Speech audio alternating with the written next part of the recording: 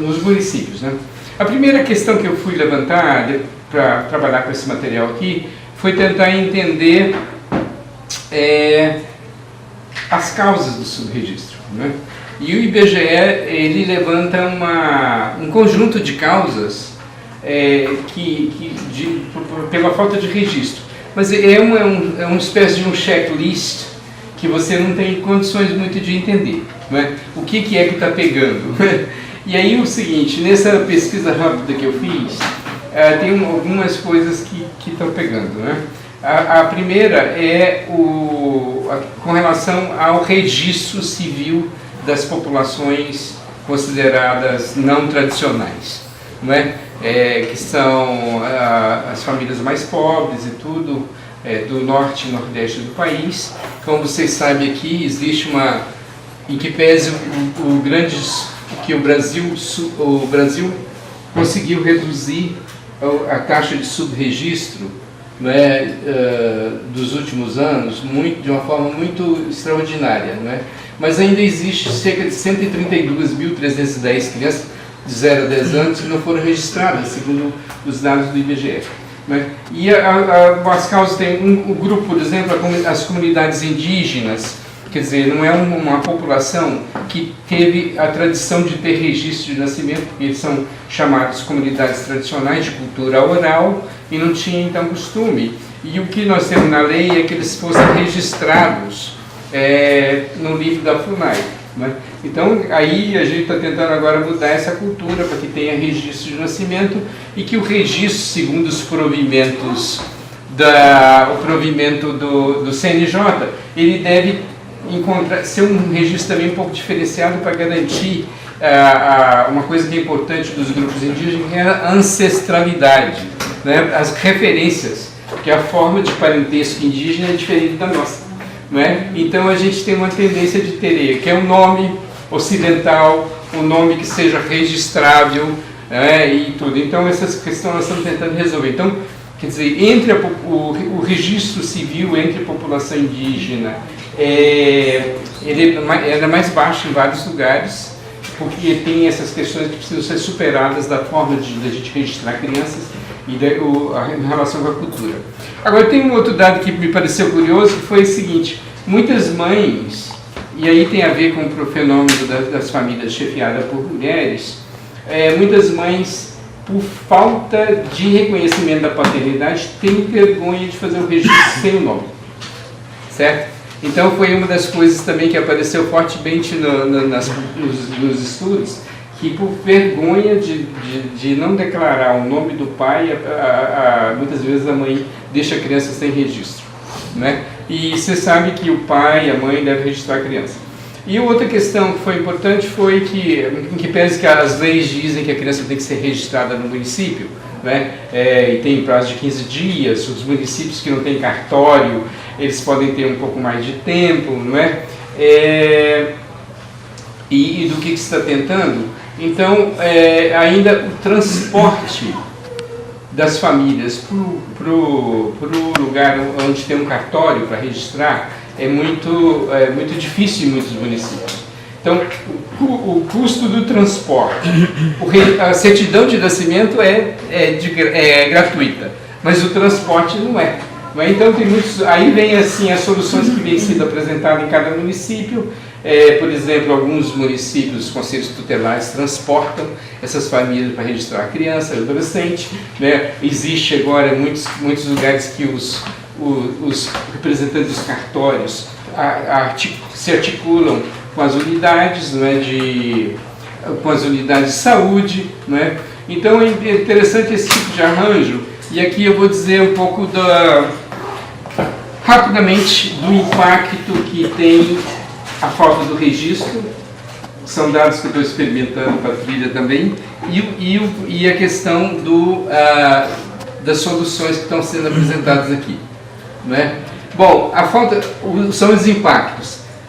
O impacto é o principal, que a criança que não tem registro, ela não tem acesso ao Estado de Direito, porque como sendo o primeiro documento, e ele é o derivador de outros documentos. Então, o grande problema aqui, elas não podem acionar os outros serviços, né? Inclusive, não pode registrar em creche, não pode registrar em pré-escola, não pode nada, né? Restringe a pessoa e a família de ter acesso aos benefícios sociais. Então, por exemplo, uma família, por exemplo, para declarar que você tem um filho a mais da Bolsa Família significa um percentual a mais. Então, restringe o benefício que essa família pode ter. Esse é um dos seus impactos. Impacta, hoje em dia, impacta os outros documentos, RG, CPF, né, título eleitoral e tudo mais. Vocês sabem que hoje a Receita Federal está exigindo que as crianças já nasçam com o CPF. Né? Então, para você ser titular de direitos, você tem que ter CPF. Né? Agora, tem umas coisas curiosas também que eu fui descobrindo nessa questão, que é a influência nas chamadas estatísticas vitais. Isso talvez seja um argumento legal para conversar com os municípios. Porque se você não registra o nascimento das pessoas, você inflaciona as estatísticas vitais de mortalidade, de doenças e de outros. Certo? Então aqui, esse é interessante aqui, ó. Esse impacto também que não está muito presente nas nossas discussões do registro. Aqui, a omissão do registro, ou seja, o subregistro, altera os coeficientes vitais, não é? Que envolve o seu cálculo no número de nascidos vivos. Pode fazer aumentar o coeficiente de mortalidade infantil, de mortalidade neonatal, de mortalidade perinatal, de natimortalidade, de mortalidade materna. E, por outro lado, faz diminuir os coeficientes de natalidade geral, de fertilidade e índice vital. Então, quer dizer, se você pensar assim, né, que uma medida, a falta do registro, como essa criança não conta, ela altera, e isso que impacta diretamente a outra questão, que é a elaboração do planejamento do município. Né? Se você tem que ter X cobertura, né, se você tem que pensar creche para X população, e você descobre que tem muitas crianças que não foram registradas, que ela não existe para o Estado, então a gente vai ter X mais 1, Y mais 1. Né? Agora, uma coisa também que ficou um pouco fora do material do selo, que eu estou tentando colocar na trilha aqui, não sei até que ponto que vai, que é as consequências legais para o município e para coisa que a gente não explorou tanto. Aí tem na lei, né, aquela lei de 73, tem coisas curiosas que a gente tinha que trazer depois no momento, que é a obrigatoriedade dos cartórios de encaminhar a relação das crianças registradas, os prazos que tem. Então, quer dizer, tem uma série de exigências legais. E um outro argumento também que eu estou trabalhando aqui na trilha é que se eliminar o subregistro, você pode contribuir com o Brasil para atingir a meta do desenvolvimento sustentável. Né? Existe a meta que eu vou dizer aqui para vocês, a meta 16, a 16.9, que é até 2030 fornecer identidade legal para todos, incluindo o registro de nascimento.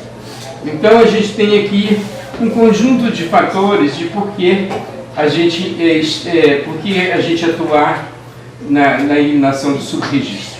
Não é?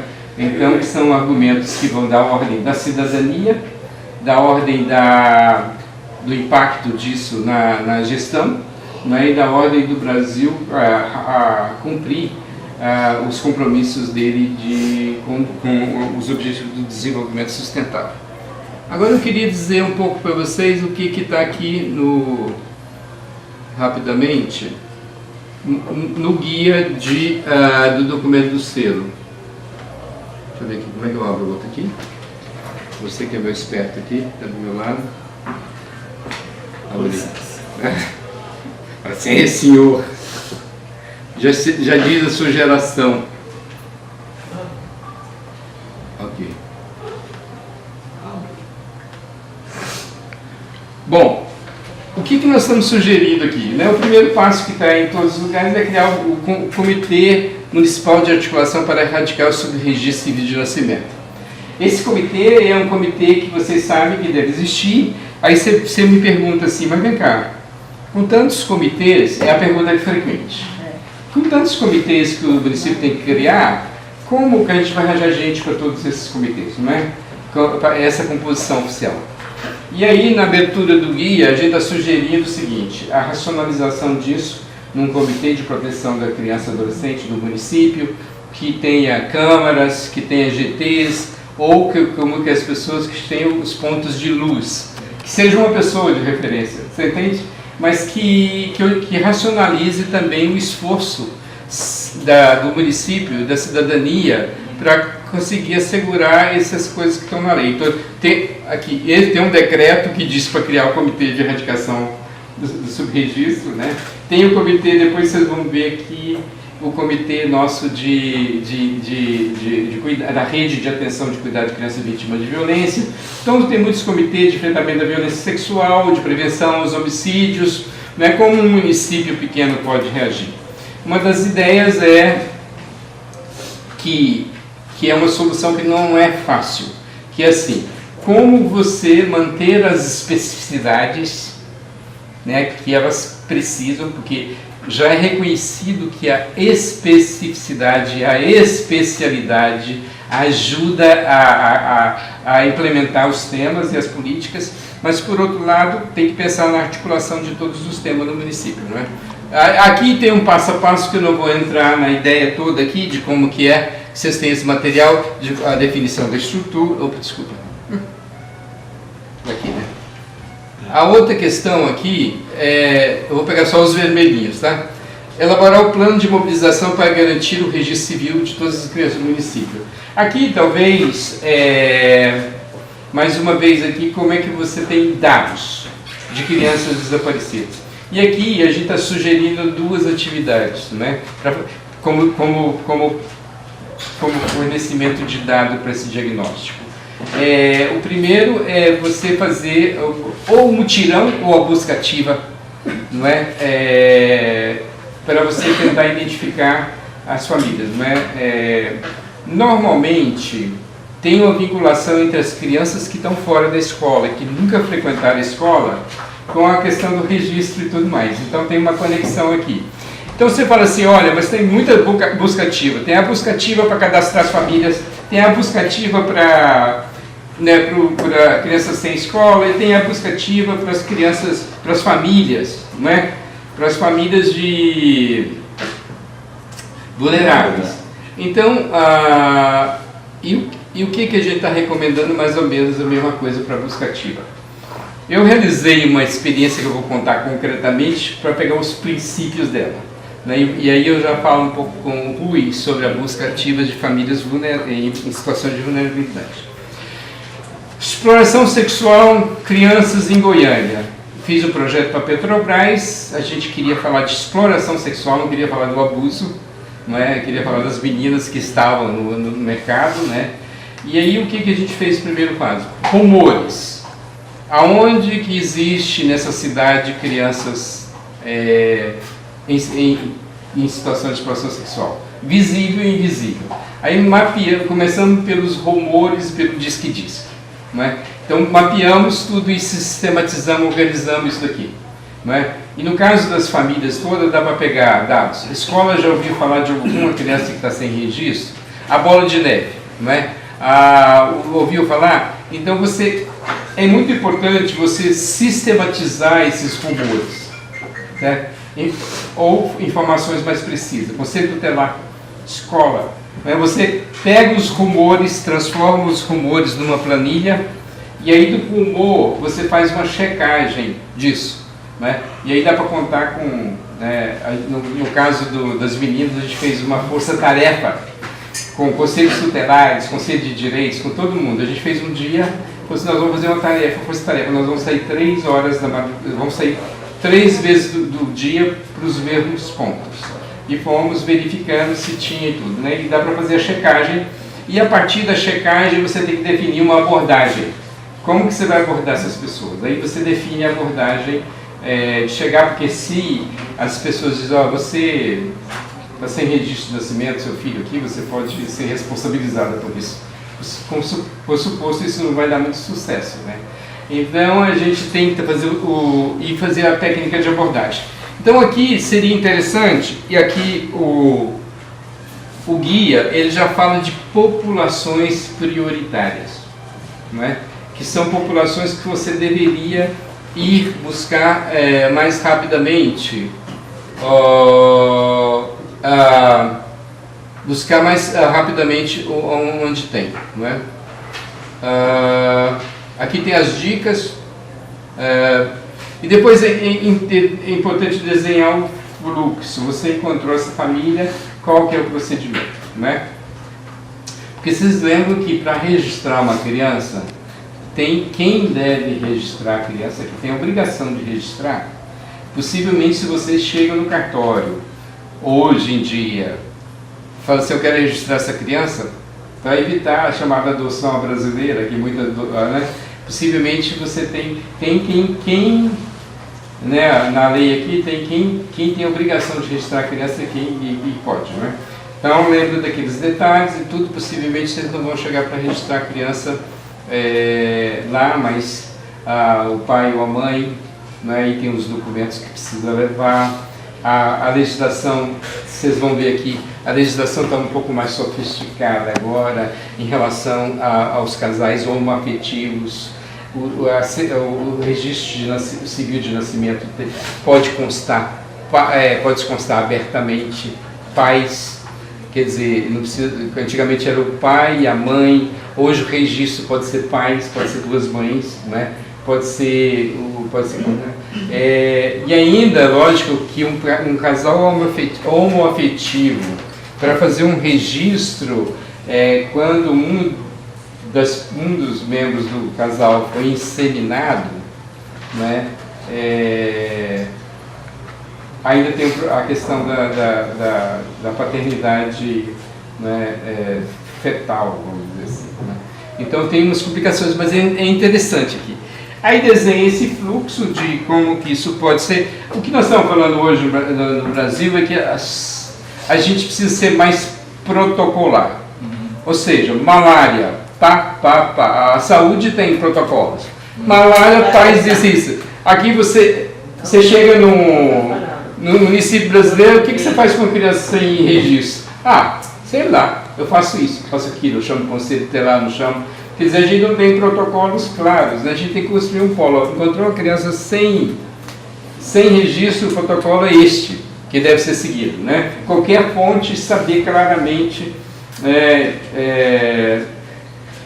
os procedimentos dos conselhos tutelares então são variadíssimos, né? A gente vai ver em relação à violência, não tem um protocolo, não tem stand, não tem uma coisa a seguir, dizer claramente como algumas áreas têm em relação à violência grave, não é? Você encontrou uma criança assim, você tem que proceder assim, assim, assado, o passo é isso. Então acho que a gente precisa avançar para os fluxos e para os protocolos, né? Implementar o fluxo, né? Sobretudo aqui, aí a gente vai ter aqui o que precisa para registrar, né? Declaração, mas isso aqui vocês vão ter aqui. A busca ativa, eu falei um pouco disso daqui. Agora tem muita gente que fala assim, mas a equipe do CREAS é muito pequena. Não, a gente não pode pensar num município que, nessa perspectiva da intersetorialidade, da multissetorialidade, pensar que é a equipe do CREAS que vai fazer uma busca ativa, ou a equipe do CREAS que vai fazer, não é um mutirão. Você tem que pensar, como diz o Francisco, que não está aqui, a busca ativa lá em Brasília, a gente envolve os bombeiros, envolve todo mundo, polícia civil, sabe? Você envolve todo mundo que você faz realmente um mutirão para fazer a visita, né? E aí, pode ser em datas específicas, né? Mas eu gosto dessa metodologia aqui, de primeiro você passa no CREAS, passa nos centros comunitários e pergunta. Chamada bola de neve. A bola de neve, assim, você descobre uma referência, essa referência informa outra e outra e outra. Você conhece mais alguém que está sem registro? Né? Você usa a metodologia da bola de neve, colhe os rumores, anota esses rumores e começa a verificar com um plano, de ação. Agora, lembre bem, é preciso de combinar é muito importante que a gente combine a abordagem, não é? Porque como eu vou falar exageradamente em relação à averiguação dos conselhos tutelares na questão da violência sexual daqui a pouco, eles chegam assim, eu bati na porta da família e vi dizer que tem um caso de abuso aqui, sexual. Eu vim aqui averiguar uma denúncia de abuso. Possivelmente, se você chega assim, você não vai conseguir muita coisa, né? A abordagem tem que ser parte desse plano e ela tem que ser estratégica. Ela tem que ser acolhedora, né? Aí o passo seguinte seria, então, esse fluxo. A gente precisa eliminar, então, o subregistro. Vocês sabem que o Brasil avançou muito e tem partes do Brasil que o subregistro, o registro de nascimento já está em patamares de primeiro mundo. Já estão considerados zerado do ponto de vista dos patamares internacionais. Mas Norte e Nordeste, não é? Norte e Nordeste ainda está, populações remotas, populações ribeirinhas, populações indígenas, quilombolas, são populações que estão nessa lista, população cigana, estão nessa lista de grupos de prioritários de subregistro. Né? Agora, então aqui a gente falou das medidas. Eu queria dizer um pouquinho mais dessas medidas aqui interligadas, que essa aqui está ajudando muito, que é você criar, aqui, é importante, instalações das unidades interligadas. Não sei se você tem experiência disso nos municípios de vocês aqui, certo?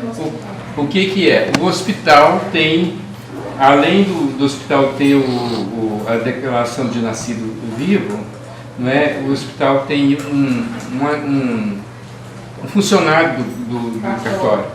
Certo? Agora, eu digo o seguinte, isso funciona bem, não funciona mal, dificilmente funciona por causa do cartório, né? O cartório não disponibiliza pessoas, não é? E quando ele disponibiliza é um tempo exíguo. 2 horas, aí às vezes não coincide a alta da mãe com o horário que a funcionária do cartório está lá, e aí depois isso sugere que tem que fazer toda uma logística para ela garantir esse registro. Depois que ela sai, principalmente se ela for para zona rural, para ela voltar para o cartório. Agora é o seguinte, tem, então esse trabalhando esse fluxo do cartório. Aqui o fluxo do cartório é importante. Bom, suponhamos que o cartório mais próximo sei lá, 30 quilômetros, 40 quilômetros. Não é? E aí é como ajudar aquelas famílias de baixa renda a chegar no cartório para fazer o registro. Essa é uma coisa, eu acho que isso é viável, não é? Isso aqui é a coisa que realmente, a luta que a gente está fazendo aqui, as unidades interligadas, mas a gente sabe que é difícil, mas é difícil, o mais fácil seria aqueles municípios que não têm cartório, fazer um polo intermunicipal com quem tem cartório, discutir um fluxo de levar, assim, tipo assim, olha, Conselho Tutelar, vamos combinar com os cursos aqui. Se os conselhos tutelares têm disponibilidade, vai ser, se não é o CREA, se não quem for, a gente tem que criar um esquema para garantir isso daqui, né? Agora, tem uma outra coisa... E aí tem a questão que não é só, porque assim, eu acredito que essa é uma obrigatoriedade do cartório. É obrigatório. Ele já é uma unidade interligada, ele já está dentro do hospital, então ele teria que garantir. Isso aí ele não garante o dia todo, e quando ele não garante às 8 horas, sábado, domingo, feriado também não tem. Mas ainda não ele tem a obrigação de fazer o registro gratuito. E da primeira certidão e a segunda certidão. Mas a gente disponibiliza o funcionário, não aceita o funcionário, né? E facilitaria. Digamos que se não, o município está liberando o funcionário, que vai estar lá vai estar lá dentro do hospital o dia todo. Então isso facilitaria imensamente, mas eles estão liberando, né? Tem que ser o funcionário deles. Tem que ser funcionário deles. Agora tem uma outra questão também, umas outras campanhas aqui, que o CNJ fez em relação a... Primeiro, a gente tem que conversar com as mães cujos pais não são conhecidos ou não querem declarar paternidade.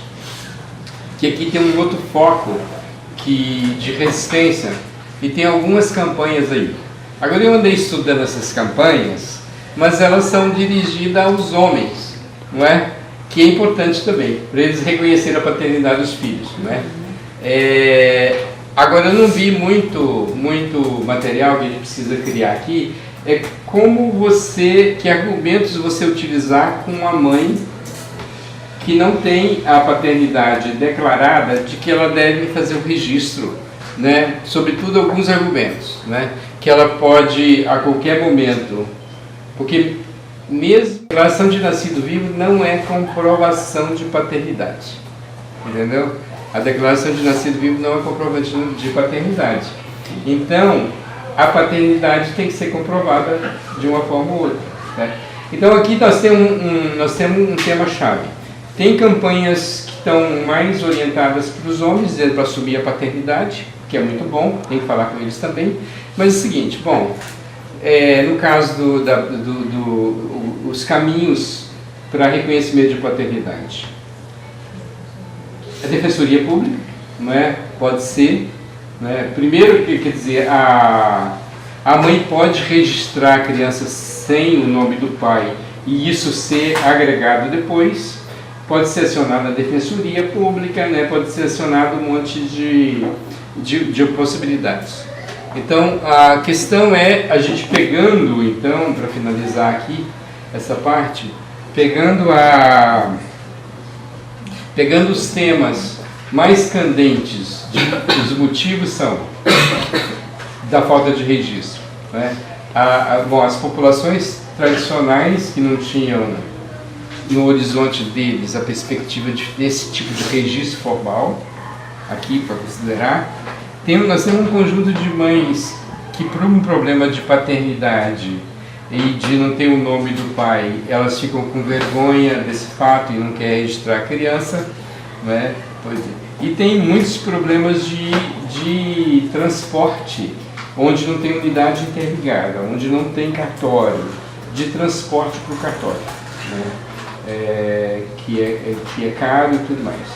São basicamente esses fatores que estão levantados e que mais pesam no tempo. Então, se vocês vão fazer diagnóstico no município, lembra de checar esses fatores no município de vocês, né? Agora, infelizmente a gente não sabe, pelo estado atual dos estudos, quantos por cento é de cada coisa, não é? De quanto por cento, talvez perguntar retrospectivamente, mas a gente sabe muito pesadamente, pela concentração, áreas indígenas, quilombolas, zona rural, remotas, tem índice baixo. Isso é devido, de um lado, de novo, a população indígena não tinha o hábito de registrar criança. E as comunidades tradicionais de regime de oralidade não sabiam, não é?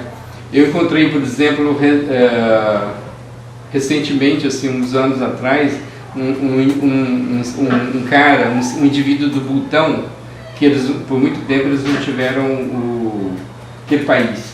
Por muito tempo eles não tiveram registro obrigatório. Então ele não sabia a idade dele. Ele dizia assim, olha, eu posso ter entre tantos e tantos. Certo? Porque aqui na nossa comunidade não é obrigatório fazer esse tipo de registro. Então agora isso quase está um passado, mas você imagina você não saber a sua idade precisa. Hoje a gente quer saber a idade, onde nasceu, a hora, o minuto, você calcula qual astro, sua astrologia, tudo isso. Imagina a pessoa assim, eu posso ter entre 20 e 30 anos, né? Que foi o caso da minha avó.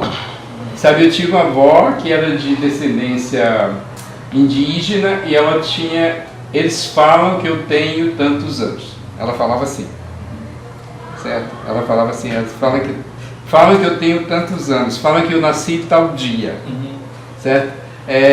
Então a gente, né, então é muito difícil. Então assim, tá aí uma conta que é fácil zerar. Mas o problema do transporte para o cartório é obrigado a registrar. é obrigado a dar a primeira via de graça e a segunda via se for pobre. Só até uma segunda via, não é?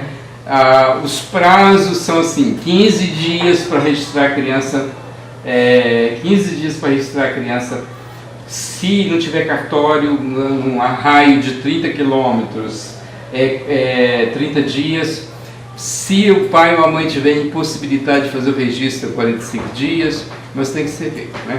Agora, antigamente tinha multa, para quem está registrado fora, a legislação aboliu a multa, nesse espírito de incentivar né? Então, se você encontrar um adolescente sem registro, os adolescentes, alguma idade, se você é pai ou mãe menor de 18 anos, você tem que ter um acompanhante. Tá? Se o seu filho nasceu em casa e não tem a declaração de nascido vivo do saúde, você pode ir no cartório registrar a criança com 2 testemunhas. Né? Agora, a testemunha é liberada, no caso, as testemunhas são liberadas no caso da declaração de nascidos vivos emitida pela unidade de saúde. Enfim, são algumas coisas que a gente precisa saber para a gente verificar no nosso município e estudar a melhor forma de eliminar o registro, o subregistro. Agora lembra que a gente quer mais do que o registro, o primeiro passo a gente quer a documentação básica completa. Não é? A gente quer que a criança tenha o CPF, tenha o RG, né? Hoje em dia tem estudos muito claros. Se você vai, por exemplo, eu estou fazendo um trabalho agora para o Ministério da Mulher, que é sobre crianças desaparecidas. E eles estão pedindo para você fazer o registro, a carteira de identidade desde zero, desde novinho, desde bebê. Né? Eles falavam antigamente que era assim, não tira a carteira de identidade porque muda muitas características, né? Hoje não, você tem que mudar, né? Ela tem validade menor para você ir mudando, né? Atualizar. Enfim, mais ou menos por aqui, depois que o